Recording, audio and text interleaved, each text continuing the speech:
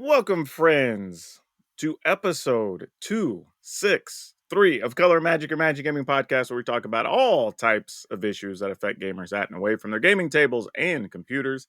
I am your host, PowrDragn, still here to give you a bit of a distraction today with my main man, Brian Sonic. How's it going, dude? Going well. Fired it up.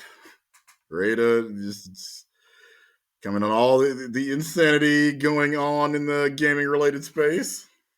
Yeah, I mean, all right, before we get into it, because we're going to do some ranting on this episode, y'all need to go over to Color of Magic, or actually, no, not there. You do want to go to Color Magic, but we're going to go to patreon.com/Color Magic. Got to get those in the right order so you know where to go. But go pay us some love and support us so we can continue to keep ranting about the things that bother you.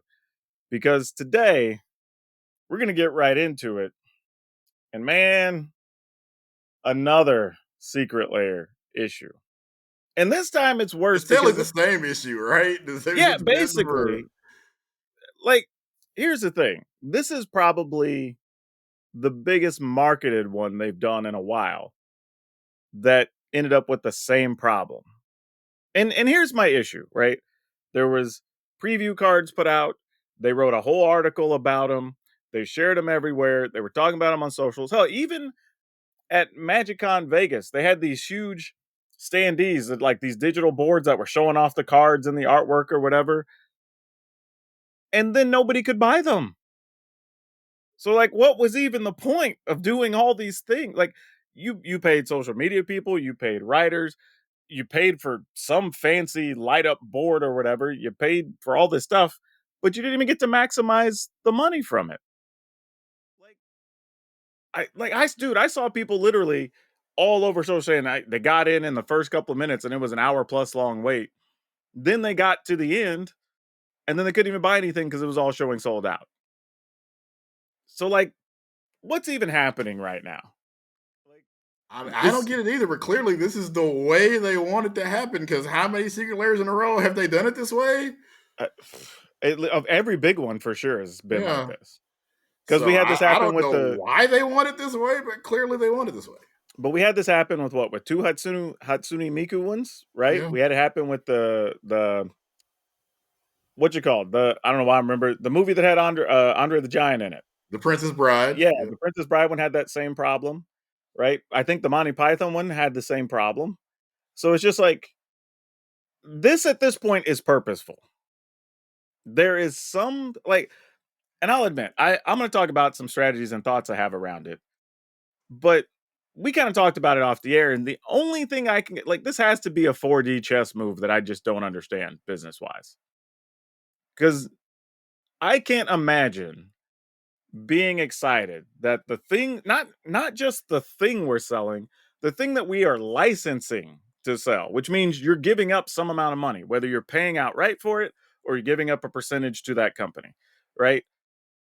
So a thing you are paying to license in some way, you are extremely limiting the item, even after promoting it, all the write-ups and everything, for some reason, right? How do you justify not just taking, at this point in the year, I don't think it'd be wrong to assume that that's another at least $1 million to the bottom line, possibly $2, when you combine all the different secret layers of things they could have sold. Honestly, it's probably way more than that, to be honest. But we'll say conservatively, another $2 million to the bottom line. How is that justifiable to be able to say, like, oh, we sold out in an hour? Okay, cool. But this is like the 5th time in a row we sold out in an hour. Why are we not making more so we can still sell out in 2 hours?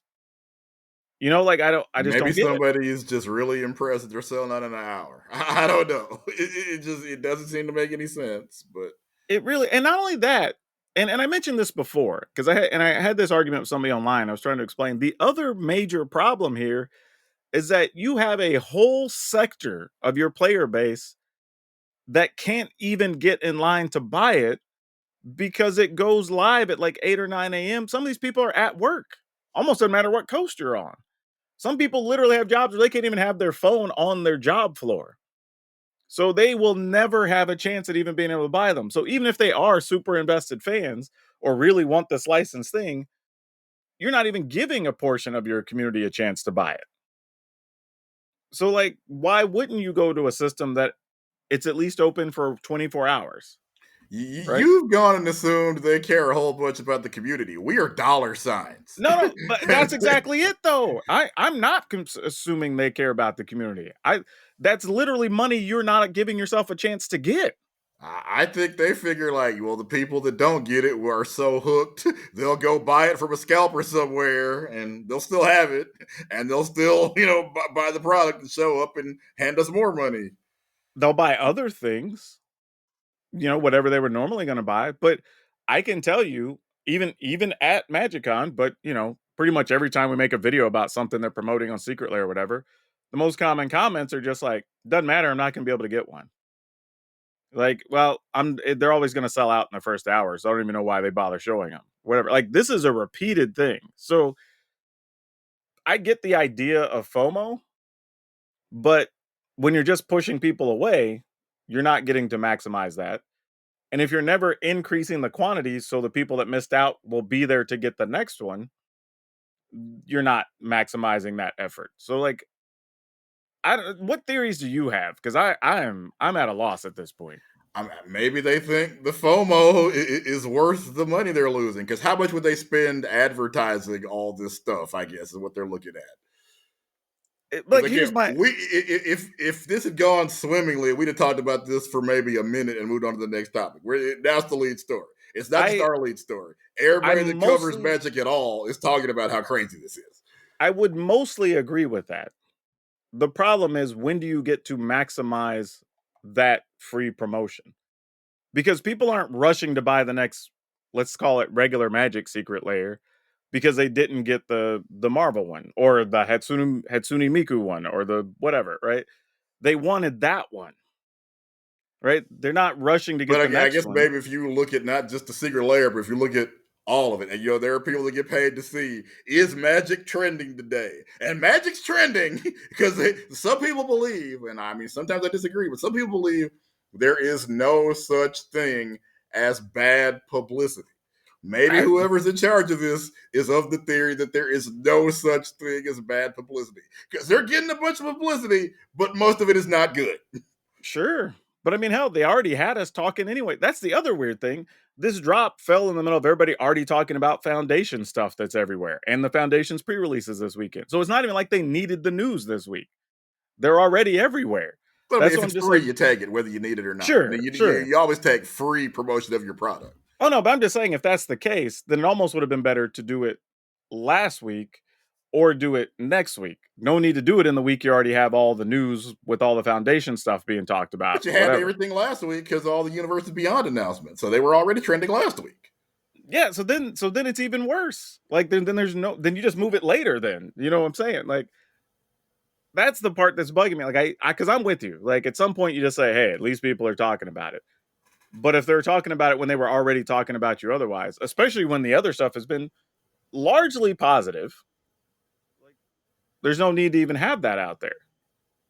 So I'm just like between that, like I said, the not having a portion of the community ever be able to buy these anyway, having them sell out in an hour or less in some cases. You don't know it's sold out till you get to the end of the queue sometimes. But like Yeah. they've obviously sold out sooner in some cases. Like I'm Again, having Mhm. what they have been showing as their decisions is that no matter how many, like if, for Marvel reference, Hydra, you can remove one player from the base and two more will take its place. Hail Hydra. That's how they're treating us. They know they will lose people with some of these decisions, but again, people because like we just talked last week about how much so many of us hated Marvel being Sure. in Magic, and this thing sells out in an hour. Yeah, So because it's it's like, always because that's the vocal minority talking trash. Like again, I've said it before. You can bitch all you want, but if you're going to be handing them $100 bills while you do it, you're just full of crap. Like you know how it is. We've had people. There were people literally walked in my store and they were quitting Magic every 3 years. Like it's people say what they're going to say. Like I always tell people, I will hear what you're saying, but I'm going to listen to your actions.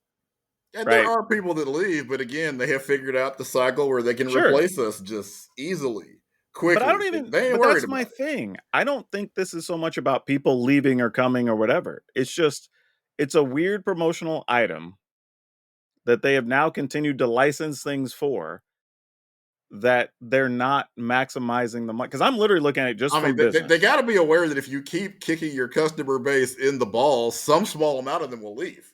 They have Sure, to know sure, that yeah. much. No, I'm saying some people will leave, but I'm not even figuring that into my math. I'm just saying strictly dollars. This is an easy slam dunk, a series of easy slam dunks to just make way more money on the bottom line at the end of the year. I also wonder if whoever at the top knows the difference between, say, Marvel and Assassin's Creed. If they know why one sold and one didn't.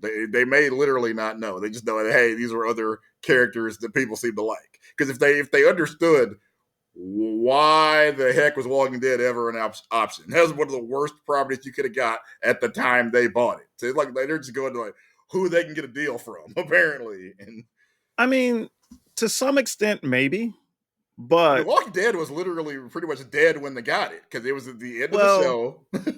that was obviously part of a bigger promotion, and they may have been approached for that because that was like I think the series finale was kicking off at that time, and they were doing a big cross promotion with a bunch of stuff. So like I think there was more at play going on there if you look at the timing.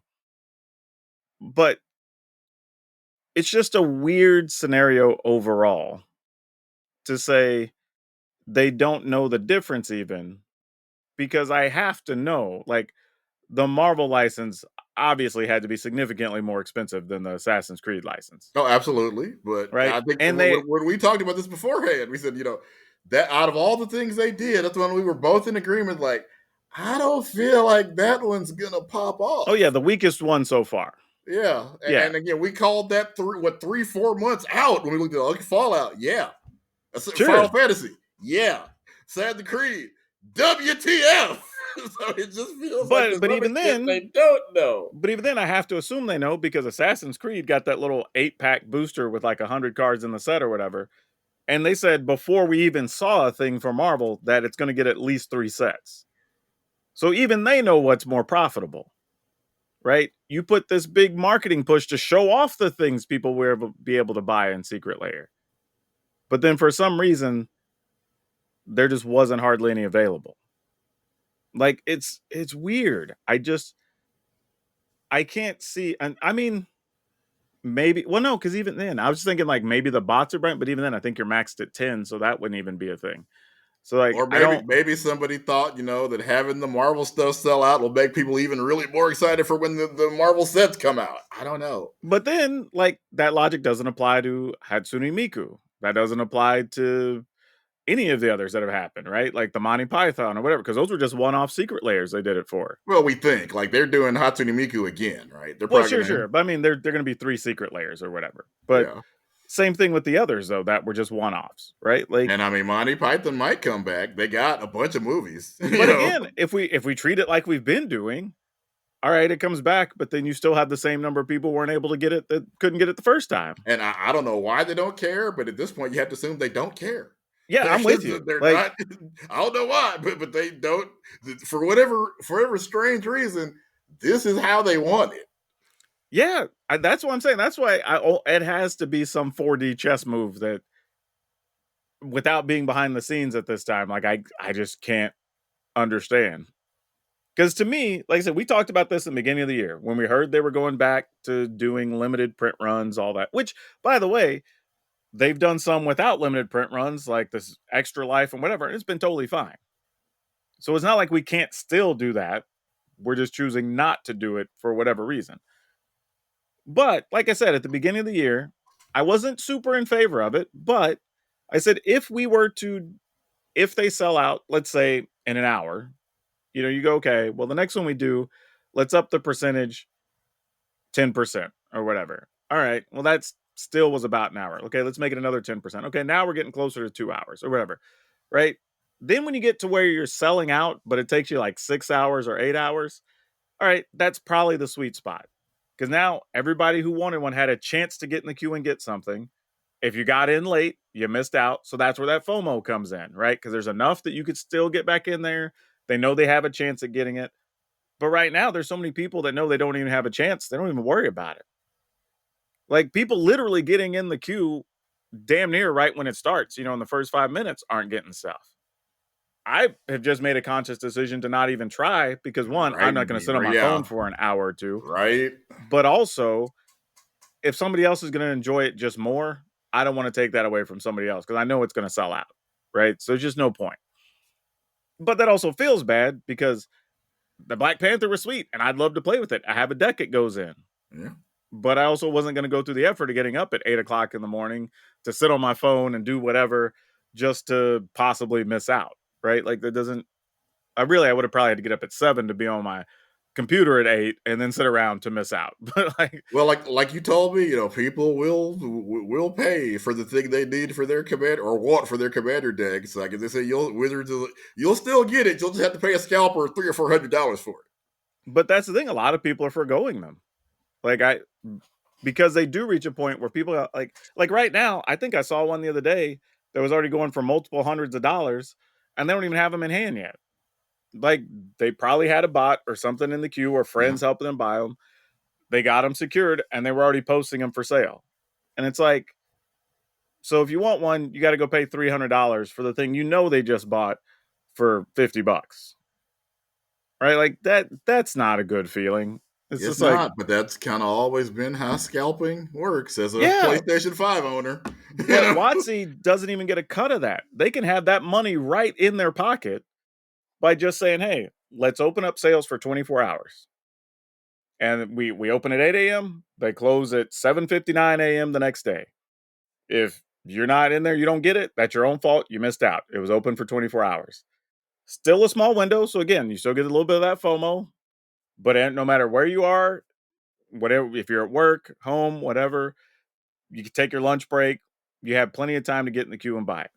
It feels like, it kind of reminds me of what Madden does, where they tell you, okay, don't buy coins. Buying coins is a violation of all, we'll ban your account. Yet every major Madden streamer or YouTuber that I know of, their primary sponsor is a coin seller. Now, if you really wanted to crack down on that, you wouldn't work with any of those people. But many of those people are in EA's creator network. So it's Oh, I'm like sure. they know the pirates are there. They just don't care to take the action that would ruin them. Bro, it's the same thing. They've been doing that in World of Warcraft since the beginning, right? If you Yeah. buy, sell your account, blah blah, whatever. People have always done it since day one, Yeah. and ain't nothing happened to nobody, to my knowledge. Right? It's just a thing. So So yeah, again, that's here, while Wizards isn't actively encouraging it, they're not actively doing anything to discourage it.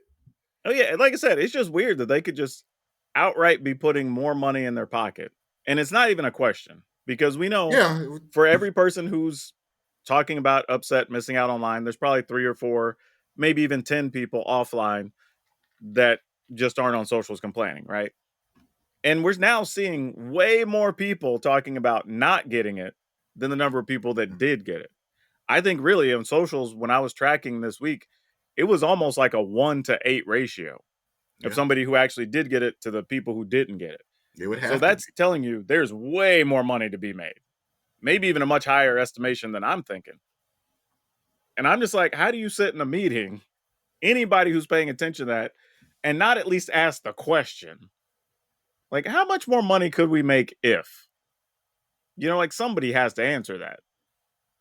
Because you can't, like, especially we're going to sit here and say, well, Hasbro's always pushing WotC to make more money, and Hasbro's having this stock thing, and they're leaning on Magic. And it's like, well, obviously they're not enough because this would be an easy place to make more money. Like, by the end of the year, you're talking about millions more dollars that could be made that they're just choosing not to get. So if Hasbro's pushing them to make more money, this would be one of the easiest ways to do it without even having to produce more artwork or whatever. You just are printing more cards. Like that's the other part that makes it weird. So like it's sad because there's a lot of people who are obviously frustrated and mad that are fans of all these different products, Yeah. all these different properties, and just not being able to get them. And admittedly, for me, I'm not a super fan of some of these other things, Monty Python or whatever, but I know a lot of people that are, and they were really sad they weren't able to get them. I mean, like I said, I really wanted a couple of the Marvel cards, but I immediately, once I realized they were just going to be in a secret lair, I'm like, yeah, I'm never going to get these. I might trade for them down the road if somebody has them in a booth or has them in their binder or something, but like, I'm not going to own them otherwise, probably, which is a bummer. So yeah, I don't know, man. I have a feeling we're just going to see it again, though. Yeah, this is just neither one of us know why they're doing it, but this is what they've decided to do, and they seem happy with it. So Yeah, it's terrible. Like I said, give it about another. Well, hell, next one's probably beginning of the year. We'll have another one yeah, that's licensed. They'll promote it. It'll sell out, and then people will be mad again. And at some point, we have to just keep asking the question, like, why is this a thing? Because at some point, it's we're actually beyond the point that's of F them. diminishing. That's why. Yeah, exactly. F them kids, right? With the Jordan meme, like. Right. But really, we're at the point that you're beyond even diminishing returns now. Like, there's people just not even trying to get them because they already, as soon as they see it's in a secret layer and it's a licensed thing, they're just going like, yeah, I already know I'm not going to get one. Like, that's terrible. That, like, something has gone wrong in your planning and predictions if that's the case. I mean, I think it's modern state of gaming. Like as long as the whales keep spending money, F everybody else. Yeah, that's fair. Well, all right. Let's take a second to hop in the soapbox because I do have one thing I want to complain about this week.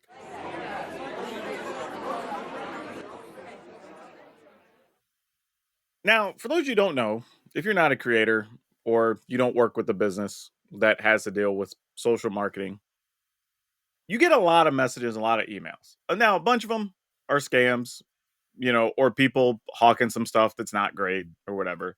Somebody who's got like a bunk product that they're trying to sell through Amazon or something. And they're like, hey, would you help promote this thing? We'll send you this like, $25 sample if you make a 5-minute video about it or whatever. But every once in a while, and I'm not going to throw anybody under the bus, but I do have a couple of companies I'm talking to that have reached out. They're legit companies, right? Or two of these actually, I've seen promote with other creators and stuff. So I know the companies themselves are real and the products are real. However, some of your companies need to get your stuff together because some of them are reaching out and it's not a consistent thing. You have multiple people answering the emails. You've got different signature lines set up for each person. It becomes a thing where like, I think you're safe, but the way you're handling it is not professional enough to make me feel totally like it's safe. So now I've got to ask all these questions because now I got to do all the like detective work. Like, okay, who is this person? Is she on their LinkedIn thing that I can see as part of their organization? Like, does this email go back to an actual email server for the company? Right? Why does this picture look weird? Oh, this is the old model, not the new model. Okay, I guess that's a legit picture or whatever, right? Just to be able to go like, sure, I'll work with you to do this thing, right? Like, that's such an ugly feeling because especially if you're somebody who's big on social media or on Twitch or on YouTube, you don't want to be giving your personal information to somebody who's scamming because you could lose everything you've been working on for the last, hell, in some cases, for some people, 10 years plus. Right.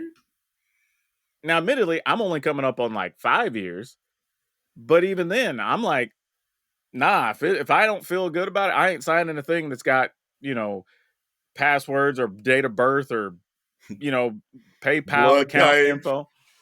Yeah, exactly. Blood type, right? Like whatever. I just can't, right? And I'm sure I have turned down at least one or two deals because I'm just like, this just doesn't feel right. And even in my heart of hearts, I'm like, you're probably okay. But like you're not making me feel like it's okay. Like, so I can't do business with you. And it's such a gross feeling because I feel like I'm leaving something on the table because one, you can't present yourself properly, and two, you have people who don't know how to talk or communicate, and it feels bad. Because like you've probably seen the emails where you get them where they come from different countries or English is their second language or whatever. So like you kind of know they're not a reputable company, and it's just like, all right, some of them you can tell went through Google Translate. I've seen a couple of them Yeah. where I'm like, this sentence structure's a little off or whatever. I'm just like, yeah. Hello, we are make card for Oh, yeah. thing. You know. Or the ones where like they've referenced some username or something you had on a thing, but they don't know your actual name or like all this other stuff. It's like, there's a lot of weird ones. So those you can at least get rid of pretty quick. I don't mind those. But when you are a reputable company, like y'all got to get some of your stuff together.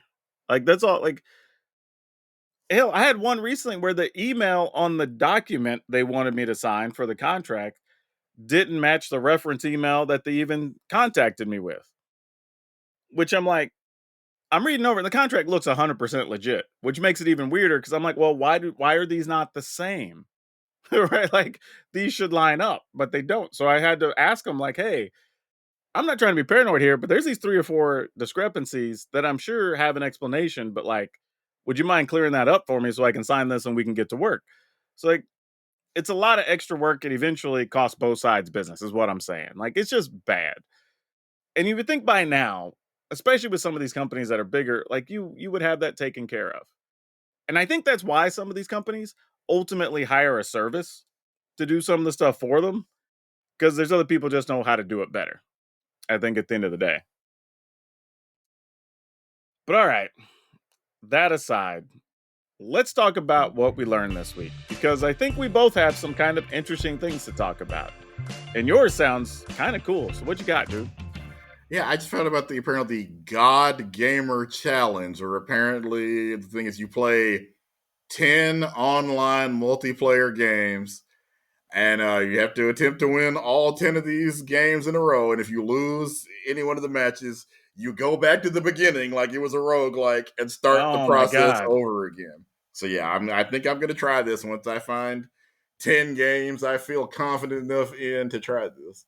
Okay, so you said 10 multiplayer games. So Yep. not like team games like MOBAs or whatever, but just No, I think like it's any online, because one of the people I saw did League of Legends. So anything with okay. online multiplayer. So you can just hop into a queue, but you got to win a game. Yeah. 10 game. Can I do 10 games in a row? I don't think I could do it. Like That 10 therein is the challenge. I know I'm going to do WWE, obviously.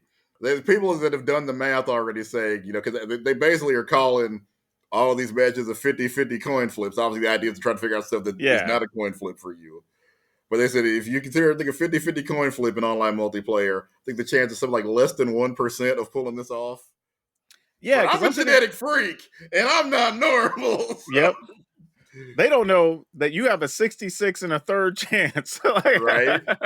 It's like WWE, because I'm in the top 50, so that's not a 50-50. For me, it's probably at least a 75% chance of winning, I would say, on like the average. thing is, you almost have to try to pick as many 1v1 games as possible.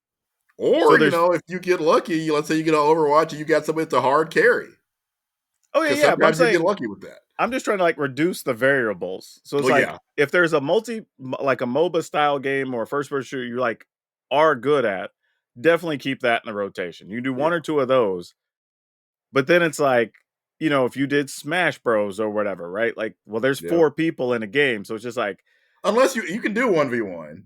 that's It has true. a You 1v1 could do that. component. Okay, so it's not just max lobby. It's just like if you just want to 1v1 somebody, that counts. Yeah. Like I saw Okay. somebody did chess as one of their online games. I mean, okay.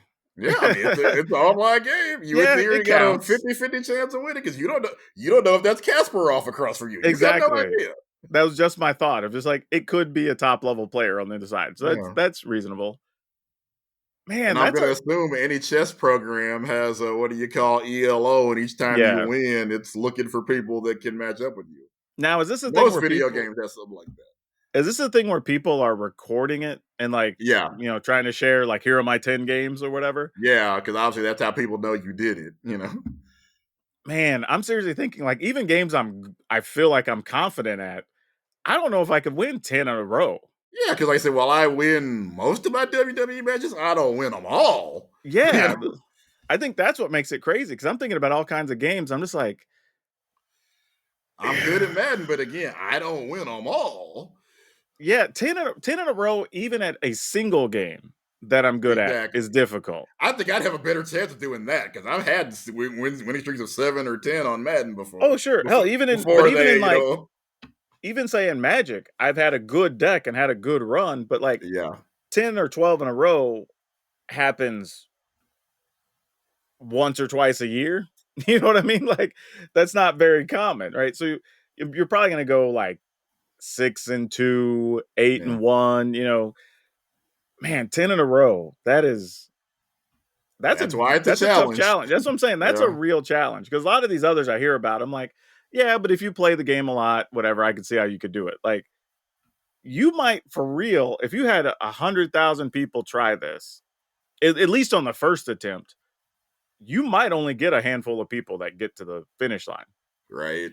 I mean that's tough. That is a real challenge. Yeah, it is. Like You said I the don't know who game came up with that. selection absolutely matters. Oh yeah, yeah, yeah. That I think that's the real trick, right? Is what games do you choose? Because they have to be things you're confident in, pretty good at. Yeah. Because Probably, you ought to take that 50-50 to at least a 60-70% yeah. chance of winning to have a shot to get to the end. You need low variables, Yep. and then probably games that are also fairly quick, so that either one, you're not just getting mentally drained doing it because it's 10 games in a Exactly. row. You don't want to do no 10 games of a MOBA. That'll Yeah. just, But then also, if you fail, you don't want to be in, 6 hours deep and then be like, now I got to start all over. yeah.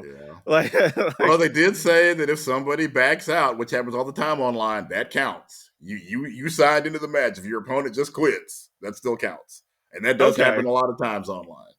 that's true. It does need variable because you can't have to like pick your opponents, right? You just need to get Yeah. in the lobby and you get who you get.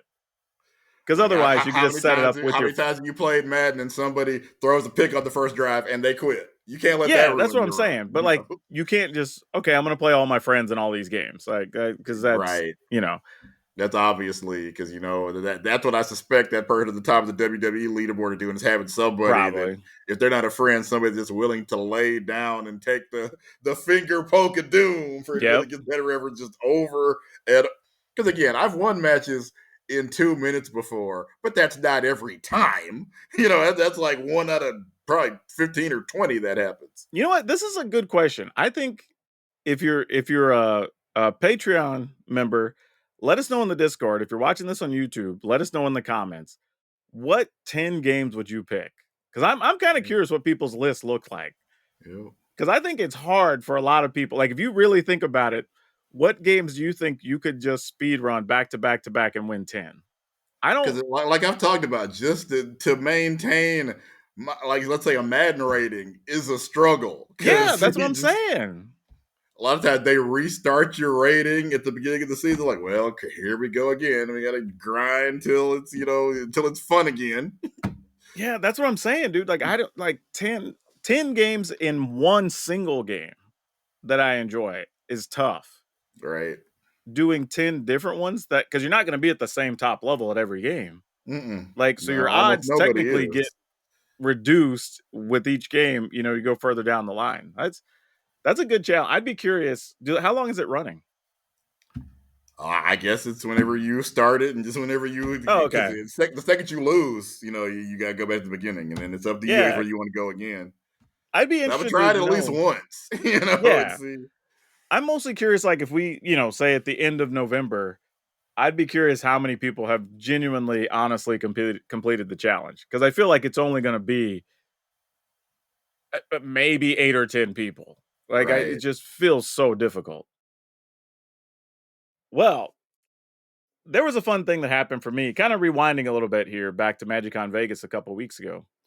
I had heard this story about Elon Musk drilling tunnels or whatever in Vegas, and I totally forgot about it at the time. But coincidentally, where we were situated, we had to walk because for those of you who don't know, the Vegas Convention Center is gigantic. It's probably the second largest convention center I've been in. The first being McCormick Center in Chicago. But we were in an area where we kind of had to walk. It was like a legit 18 to 20-minute walk to go from like the front of our hotel, which was across the street from the convention center.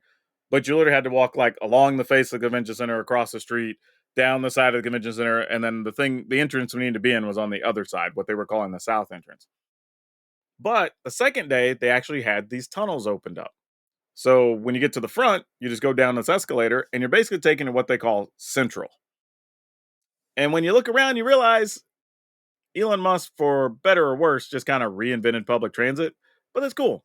So you're down there, and they basically have a bunch of Teslas that just come and pull up. You tell them what part of the convention center or area around it you want to go to, and then they just take the 2-3 minutes just drive you up there, which is like the craziest thing. So you wait at like stall number 2, Tesla pulls up, you get in there, you just tell them like, yeah, I need to go to the south entrance or whatever. And they're like, okay, we got you. You proceed to drive through this tunnel, which has a bunch of RGB in it for no good reason. It's just like color changing tunnel because you need something to look at, I guess. And then you literally come out the other side, you go up a ramp, they let you out on the opposite side. It's stall 2 or whatever it was that you started at. This feels It's so Blade Runner. yeah, it's like the craziest thing. Cause the whole time I'm in it, I had a couple of thoughts. The first was these could have just been trains, right? Like Vegas already has a monorail. Like we could have just done one underground and that would have probably been the same thing. But all right, I guess. The other was, am I supposed to tip my driver? Because like it's only like a Oh, little. I thought they were automated. They don't have they have No, well, they drivers all have somebody in them, and I think just just in case, because, yeah. And you, instead of having to like me as a passenger have to manually put in like what exit or entrance or whatever I need, it's probably easier just tell a person, and then they just know where to go or whatever, right? Open So the cargo bay doors, hell. yeah, exactly. So that was a little weird, but it was actually comfortable and it wasn't bad. Like, so as much as it felt like a little bit, I don't know, like just unnecessary, a little, I don't know, not flamboyant, but like just too big production for what it was trying to And, be. and also really bad for cab drivers, I would assume, or Well, Uber sort drivers, of. or anybody like that. Yes and no, because you're already at the site. You're just kind of going around the site. So like it would take longer to have called an Uber and then drive like around the block effectively because it just would be a big city block to get But I to mean, the other most of these side you want to places, go like, to. there's already just cab drivers there waiting at like the airport or the convention center and things like that, right? You don't have to call anybody in most cases. In that one you probably would have. I mean, like they're Okay. coming, going occasionally. You could probably flag one down, Like, I remember when I went to but E3, they were just out there because they knew, hey, this thing lets out at 5 and everybody's got to go to a party somewhere. oh yeah, yeah, no, especially later in the day. Oh yeah, yeah, Yeah. because now they're knowing like you got everybody's going out to eat or whatever. It's a lot easier then. Some people are going to the airport because, like, my thing, like, I didn't, I Yep. think the last time I went, I wasn't there because we are allowed through that last day. It's kind of just wrapping up. So usually they would bring me back that Thursday instead of, or Mm-hmm. I guess Saturday instead of Sunday or whatever. Yeah, it's an interesting deal. Now, I did also hear that supposedly either in 27, I think they said, late 26, mid 27, they're supposed to be trying to expand those tunnels down the main strip. So Las Vegas Avenue, I think it is, or Boulevard, to some number of other resort hotels. So you technically would be able to go tunneling under to all those places. Now, at that point, I think you are going to start affecting the Uber, Lyft, cab, rideshare like stuff. Also, there's a large homeless community that lives in those tunnels. Oh So yeah, that's yeah. No, another thing they got to that's a thing. resolve. That is a legit thing. So I don't know which tunnels or where they're going to be going because he does have the boring company, but I'm pumped. But they make new tunnels, so maybe they're different and will dodge those existing tunnels. I would assume because some of those are like drainage tunnels and other things too that they probably can't mess with. So I don't know. It's a weird thing to exist. But I will say for the show, it was actually convenient to get around the convention center. It was super nice. Saved us probably at least 10 minutes of walking. Probably, yeah, probably about 10 to 12 minutes. It's probably what it saved us total, each direction. So it was pretty nice, but also a little weird. So I kind of walked away going, this was a nice convenience, but I don't know how I totally feel about it. Like, so I don't know. It was an I'm not upset I had the experience. Would I use it again? Absolutely. If the situation is the same and I got to get around the giant convention center. Because believe me, anybody who's walked through the Vegas Convention Center or McCormick Place or whatever out in Chicago, like you will legitly end up walking like a half mile to a mile worth of walking back and forth through those buildings. So if you can save your legs, especially over long convention days, it's totally worth it. But all right, let's get into a couple of quick topics here. The first one is actually some sad news. That longtime fantasy artist, Greg Hildebrandt, died on Halloween, man. I saw that. Yeah, and I don't. Messed up. Now he does have some magic artwork. Him and I believe his brother also. It's a not a ton, but a handful of pieces or whatever. So people might have seen some of his work and just not known it because he doesn't hasn't done a ton. But the Hildebrandt brothers were some of the staples in the fantasy community for a long time. Like I think I first came across their stuff with some Marvel trading cards way back when I was 12ish, you know, which at this point was literally decades and decades ago. But Indeed. and that's I'm why I looking thought at some Star Wars cards that he did. oh yeah, they did do some Star Wars stuff. That's the thing. I think almost whatever nerd genre you're in, they probably did some artwork for it, I bet. Say he did the original Star Wars New Hope marketing artwork in like 36 hours. Oh, that was Hildebrandt work. I guess it kind of is his style. I never really thought about Yeah. it, but it does kind of look like their stuff. Obviously, like all artists, they kind of Yeah. And change at their that look a time, of little bit. course, they didn't know he'd be Greg Hildebrandt. They didn't know they'd go on to be Star Wars.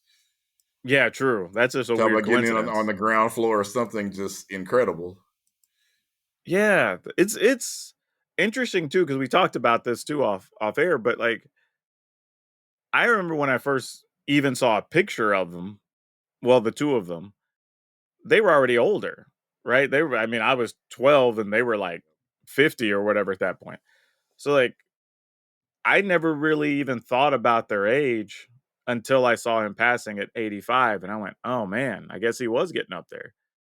But again, I didn't think about it because just like, oh, they've just always been significantly older, So it's like the actors you see that you've never seen them younger, so you just think, oh, they've always been this age, right?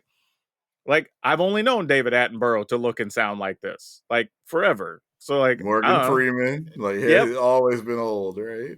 Yeah, like you just don't know the difference. So it's a little bit because as we get older, you just part of life. You start getting that age where all these people you saw and knew when you were older, when you were younger, well, their time is coming, you know. And we've already hell, we've seen Bob Barker go, Yeah. Betty White, some of these people that like As they were somebody said, like that staples. that trilogy of getting you being at home from school, Jerry Springer and Bob Barker, like the two of them are gone. Maury Bruh, Povich holding it down. like I remember telling people like when they switched over hosts of Price is Right, I'm like, man, that has to be one of the highest pressure jobs on television. Right. Because Bob Barker was a staple for like, gosh damn, 40 years or 50 something. years. Yeah, like forever. And not only everybody would tell you, like, if you were home and you were sick, you just curl up on the couch, you hit that Price is Right. like, Right? like that was just the thing, right? Everybody knew. So like that was kind of crazy. But yeah, like I said, the Hildebrands, it's amazing kind of to think back about how much work they've done around all of our nerd fandom. Because I don't know that many fantasy artists that have had that long of a run across that many different genres and stuff. Because a lot of them, you have like Brahm as an example, does really cool artwork, but it's kind of edgy, kind of scratchy, whatever. It just doesn't fit everything. Whereas the Hildebrands have been able to change their artwork, whether, like you're saying, it's Star Wars or Magic or Marvel Marvel, Comics, Lord of you the know, Rings, so just yeah, so many. D&D stuff, whatever it happens to be, and they've been able to make it fit all this time. So it's kind of cool that at least they're leaving that kind of legacy, or at least he is. His brother's still around, but No, I believe he passed in oh, did he pass '06. too? Yeah. Oh, I missed that one. Well, there you go. So now we have no Hildebrands. So that's kind of crazy. I But yeah, believe if I just saw that. Really? I thought his brother was so oh, man, now I'm like now I gotta Now I go got to look. find the yeah. Now I got to find the thing Yeah, we're, like, that looking I in real clicked on time here, y'all, because initially. now we gotta solve the problem. Does he have oh, the brothers Hildebrandt, they have a Wikipedia. Fantastic. Yes, this Tim passed away in 2006. Oh, that's so sad. I did not know that. Man, and he was super young. He was 67. Damn, that's crazy. Well, there you You go. just Oh, never. Well, you said we're at the age where you just never know. It's yep. just Man, that's what I tell people, like, we get closer and closer to nobody says, "Oh, he was only 75." We just dude, hey, I've seen guys who were track runners die of heart attacks, so, you never know. Yeah, that's why I tell people, you gotta do what you can, enjoy life, treat people right, because man, any time could be your time. But if you hadn't seen any of the Hildebrandt Brothers stuff, definitely go out, just do a search on Google. They have so many awesome pieces. I feel like you probably have. You just probably didn't know who drew Yeah, it. You probably have that's seen it, especially if you're as old as we are. You've probably seen it. You just didn't know who did it. yeah, that's the other thing I was about to say is that even if you don't know, you probably will see a piece and then go, "Oh, that was them." Because I Right? didn't know they did the New Hope art, but yeah, I've been seeing that ever since I was a kid. Like, boy, when I'm talking about I think we first got HBO when Star Wars hit HBO. I'll probably exaggerate and say I've seen especially a New Hope 300 times easily. Another crazy thing too is they did a lot of pieces together. There's a lot where it's just labeled Greg and Tim Hildebrandt. So Yeah, that's also kind of a unique thing that other than just being siblings that are both really good at artwork, like they did a lot of co-pieces, which is actually really neat too. But another note here, we need to let everybody know that if you're planning on doing any creator stuff or wanting to do a community panel, because hint, hint, they get you a free pass into the event. If you want to set up a panel and talk about something, you only have until I believe November 17th is the date I have in my notes. So that kind of has gotten lost in the shuffle a little bit with all the stuff going on with all the new card sets and the secret layer and whatever. This just went up, and you only have about 10 more days from the time you're listening to this to get your applications in. So if you're going to be in the Chicago area, you plan on trying to make it to the show, want to get online, just go on to MagicCon.com, I believe is the website, and then just click on the button to apply. But that brings us to the dinner table, my friend, and we have kind of an interesting question, especially with all the recent stuff on X and people trying to check out Blue Sky and all that good stuff. What is what social network would you say you have the fondest memories of, or that you just generally enjoy using? So it could be past or present. oh, I guess you got to think about MySpace, and we all had Tom, that one friend. You always had at least one friend on MySpace, and of course, that for a lot of us, that was the first time we learned how to code things, and Yep. everybody had ridiculously loud music that came on Oh, when bro, you not went just to that. their We page, decorated it with lights around the screen. right? Like, But we were learning, just some mild coding. For a lot of us, that was our first experience with that. So dude, it's funny you said that because I was literally thinking like mine might be MySpace. Like, because it's like I think back on it, and that has to be the biggest fumble in social media because they were it. Like they had it locked up. Like people would get mad if they came by your page. They're like, "Bro, how come I'm not in your top 8?" right. like, like, like that was a real thing. Like sometimes people just put people they were interested in that they might try to date or whatever, or their favorite celebrities or whatever. But people are like, dude, I can't make it into your top 8. We hang out all the time. Like what's going on? Like it was crazy. Like with that, everybody had a MySpace. And Tom, cool. Like you started with one friend on the platform. Like just because. I don't know if anybody's ever even physically met Tom, but everybody was friends with him on MySpace. Right? They had so many little things they did right. And I think the problem is they never changed. Right? It kind of stayed the same the whole time. I think social media is like almost like a nightclub or a church. They're just not meant to be popping forever. Because Most of them, yes. yeah, almost every nightclub eventually it goes through. I mean, when we first started, it's high, like, oh man, you going to Studio 54. Then 2 years later, you still going to Studio 54? It's just how it goes. That's fair. I We're, just we're feel seeing like, possibly the death slash implosion of Twitter now after it had what looks like a good long run. yeah, I think the problem, like I said, when I look back on MySpace, it was as technology came out and we all started to get cell phones and the phones got better and this they never really updated apps and other things to kind of work with the new devices. It was kind of like you come to MySpace or you don't. And then the new sites were all trying to be whatever the latest technology was, and I think that outpaced them. Because unfortunately now, if you go to MySpace, it's just like a music site. I think that like bands use and stuff to promote things now. The last time I saw it, That's a good thing is that it still exists. So it yeah, did kind of sort of reinvent itself. yeah. I assume I guess Tom was in charge. Like I don't even really know who was in charge of MySpace in the beginning. I think Justin Timberlake bought a significant stake in it, which is why I think part of why it went Uh toward music. yeah, because I was gonna say at some point he probably just sold it to somebody who had a better vision and could do more with it. Because Because I think at this point you got to be like you almost got to appeal to a niche. If you appeal to yeah, everybody, you almost are appealing to nobody. So I guess they went, to and to be that's fair what to they him, went like with. that is a large amount of assets to sell, right? Like you have access to all these people, email addresses, whatever. So now, admittedly, probably half those email addresses are dead or don't work anymore because people have moved on. Ain't everybody on their Yahoo and AOL accounts no more, but or at least not checking those emails regularly. Like so, it probably has less value than it looks, but that I think we're on the same one. I think it was MySpace. Like that was the wildest time, craziest stuff. Honestly, some Remember cool things. Clout? Clout was fun. Ooh, I only did Clout for a minute.